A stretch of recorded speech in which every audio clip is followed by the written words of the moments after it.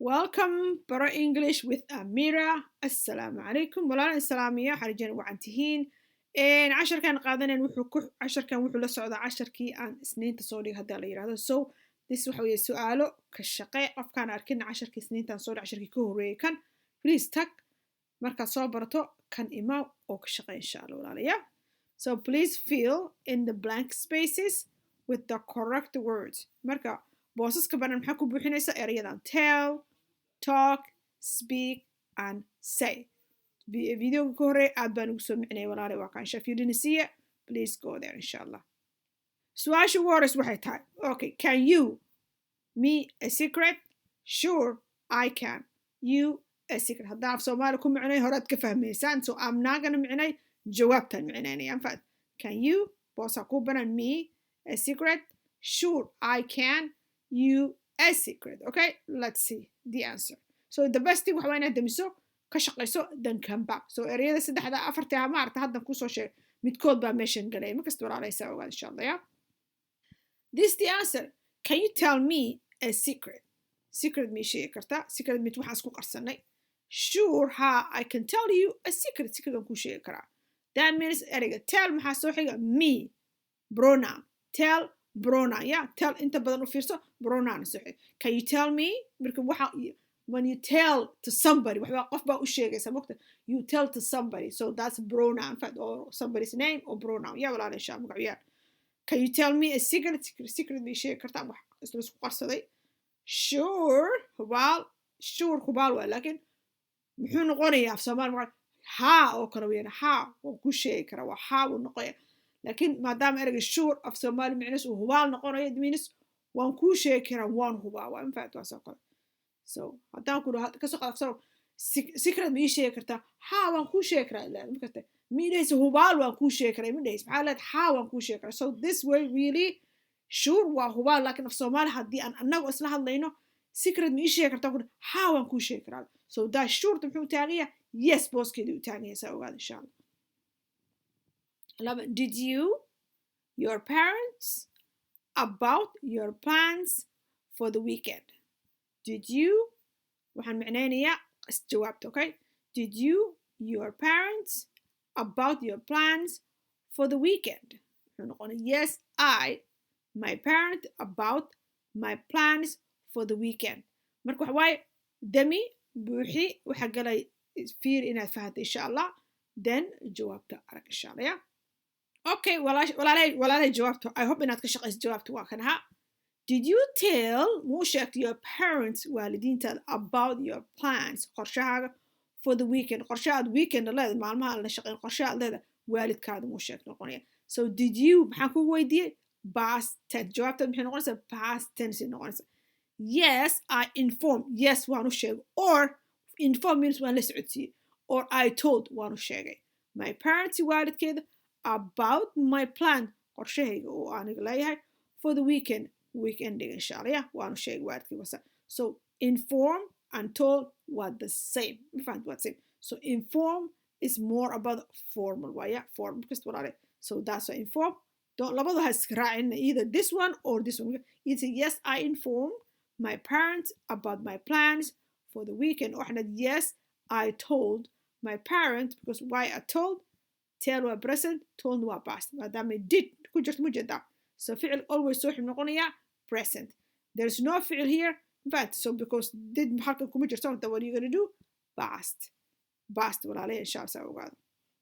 Okay, this one do you want to about your day. Do you want something about your day? Yes I would love to about my day. Yes I would love to about my day. So think about it and ka shaqeeya walaalay then come back and see. Okay, so do you want to talk about your day? marta inaad ka hadashid maalinta do you want to talk sometimes do you want to talk do you want to talk you do want itu maxaa wanna do you want to talk about your day. Okay, so do you want to talk about your day? Okay, or do you want to talk about your day? Do you want to talk about your day? Yeah, walaale. Yes, I would love to. Yes, I would love to. I would love to. Yeah, I would love to. See, put together. I would love to. I would love to. I would love. That's just smooth. I would love to talk about my day. Waan jeclahay inaan ka hadlo maalinteyda. Yeah, walaal maalinteyda inaan ka hadlo jeclahay. Markasta waa kaas, so we put talk in here. Yeah, to talk. To talk. Yeah, walaal, inshallah. So we had a present. We both answer a present. Okay.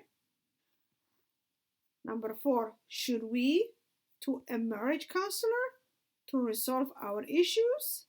Yes, we should to a marriage counselor to resolve our issues. So anaragna inshallah. Should we talk to a marriage counselor to resolve our issues? Should we to miyaanu la hadalnaa marriage counselor to resolve si aanu resolve garayno our issue dhibaatooyinka haysa si loo xaliyo ma fahantay dhibaatooyinka haysa marriage counselor waa maxay dadka isqaba dhibaato haday qabaan qofkay u tagaan ay kala hadlaan ya wayaan so mu u tagnaa marriage counselor si uu noo caawiyo dhibaatooyinka haysa marka yes qofka wuxuu yes we should means laba qof isqabta wayaan yes how we should talk to waa inaan la hadalno a marriage counselor to resolve si aanu resolve garayno ama dhibaatadan haysa u xalino our issues dhibaatana haysa aan u xalino aynu u tagno. Should we talk to a marriage counselor to resolve our issues? Ma u tagnaa marriage counselor si aan u xalin dhibaatadana haysa? Yes, we should. Waa inaan u tagnaa si aan ula hadalno marriage counselor to resolve our issues dhibaatadana nagana haysa. Yeah? Saa ogaada. Can you up please? I can hear you. Yes, I will up so you can hear me. Can you up, please? I can hear you.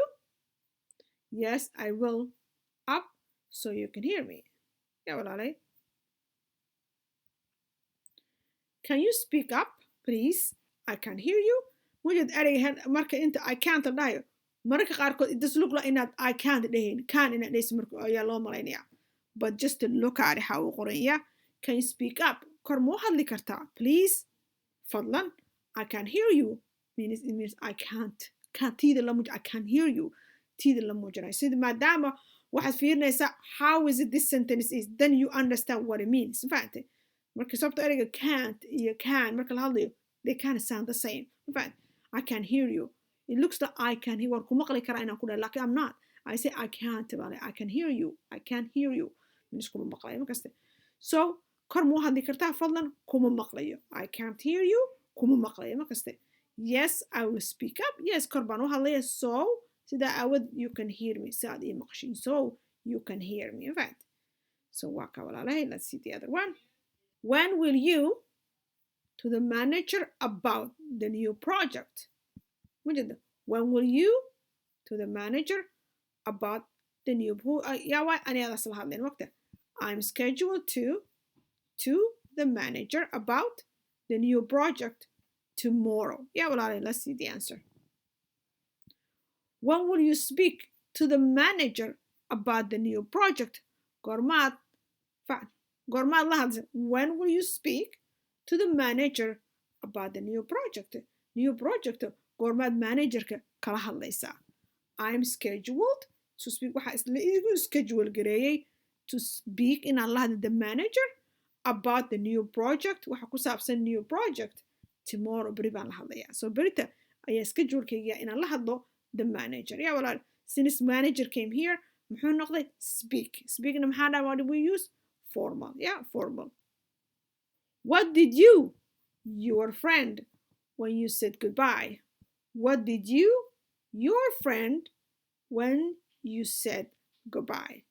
I said, see you later to my friend when I goodbye. So let's see the answer. What did you say to your friend when you said goodbye? Maxaad dhahday saaxiibada oo saaxiibka markaad tiri goodbye nabadee. Yeah. What did you say maxaad ku tiri to your friend saaxiibka oo masaaxiibada when you said markaad ku tiri goodbye nabadee?